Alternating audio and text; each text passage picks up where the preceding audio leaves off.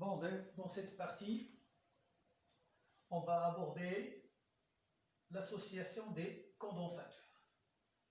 Bon, on a deux types d'associations. On peut associer les condensateurs soit en série, soit en parallèle.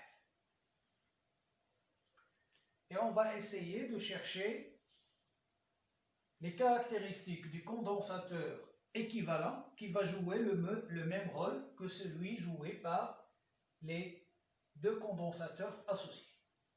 Dans le premier exemple, le condensateur de capacité C1 est associé en série avec le condensateur de capacité C2.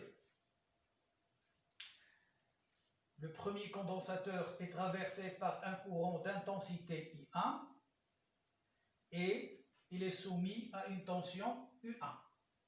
Tandis que le condensateur C2 est traversé par un courant d'intensité I2 et soumis à une tension U2.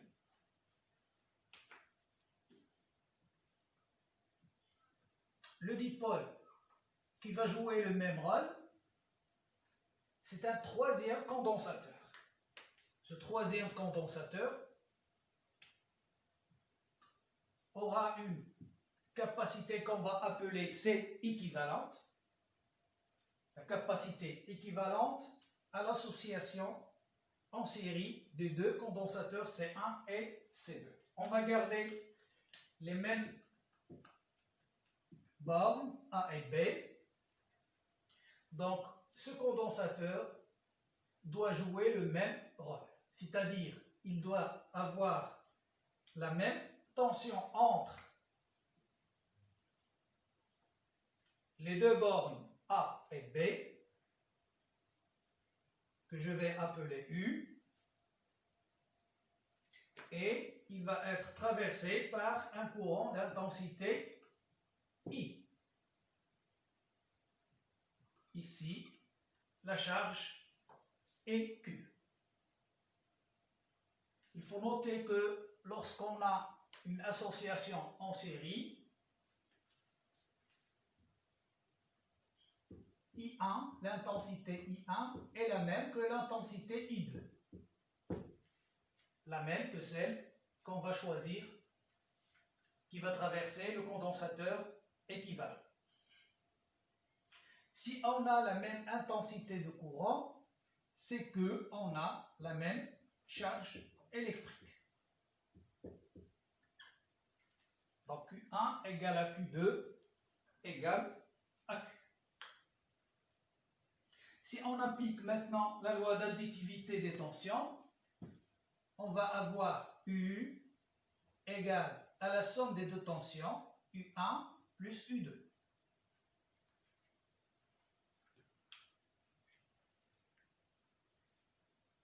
Et si je remplace par exemple U par sa valeur, c'est Q sur C équivalent égale à Q1 sur C1 plus Q2 sur C2. Or, Q égale à Q1 égale à Q2. Donc, je vais avoir 1 sur C équivalent égale à 1 sur C1 plus 1 sur C2.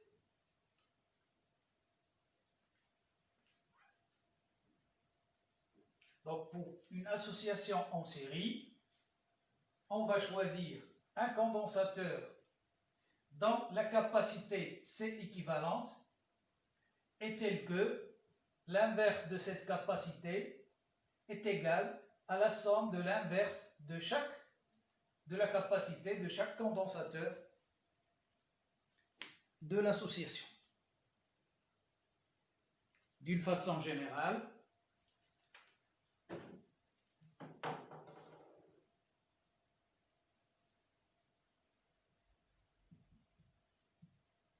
un sur C équivalent égale à la somme de 1 sur CI, I allant de 1 jusqu'à N.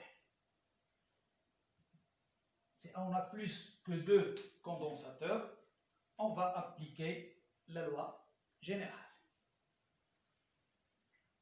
Maintenant, on va passer à l'association en parallèle. Dans cette association en parallèle, il faut noter qu'on a ici un nœud. Pourquoi un nœud? Parce qu'on a un point de rencontre d'au moins 3 fils électriques, 3 conducteurs électriques. C'est la définition d'un nœud. Donc le premier fil, le deuxième et le troisième. Donc ce point représente un nœud. Celui-là aussi, c'est un deuxième nœud.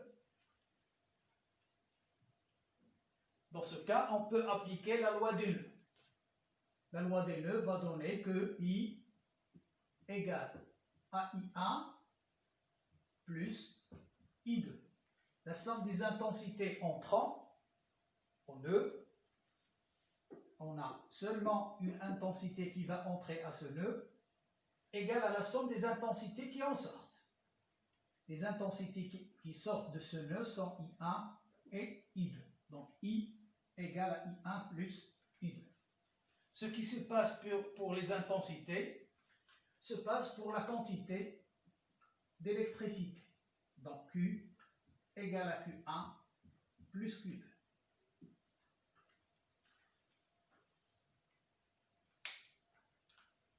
On va essayer de remplacer ces deux condensateurs par un seul condensateur équivalent. Donc, on va laisser les mêmes bornes A et B. On va remplacer C1 et C2, le condensateur de capacité C1 et le condensateur de capacité C2, par un seul condensateur de capacité C équivalente. Il va être traversé par l'intensité I et soumis à une tension U qui est égale à UAB. Or, U1, c'est UAB. C'est la tension entre les deux points A et B. C'est la DDP. U2, c'est UAB. C'est la même chose. On peut dire que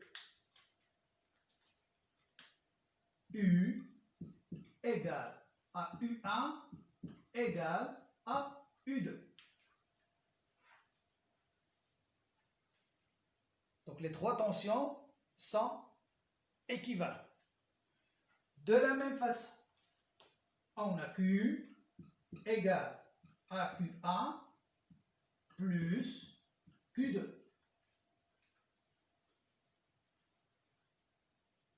Or, Q, c'est C fois U.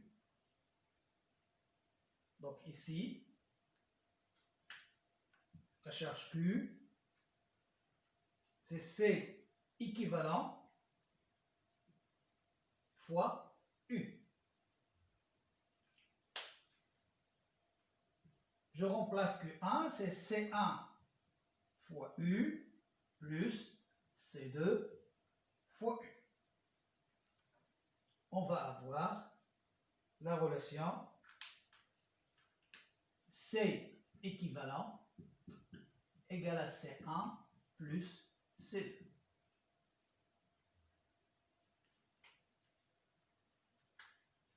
En généralisant,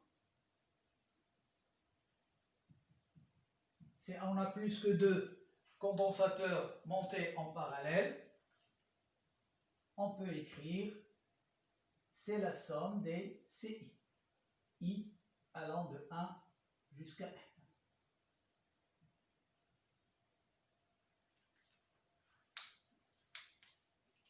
Donc si on a une association en série, on va travailler avec cette relation. 1 sur C équivalent égale à 1 sur C1 plus 1 sur C2. Si on a plus que deux condensateurs, on va généraliser la relation. Si on a une association en parallèle, on va appliquer Cette relation C équivalent égale à la somme des capacités des condensateurs montés en parallèle.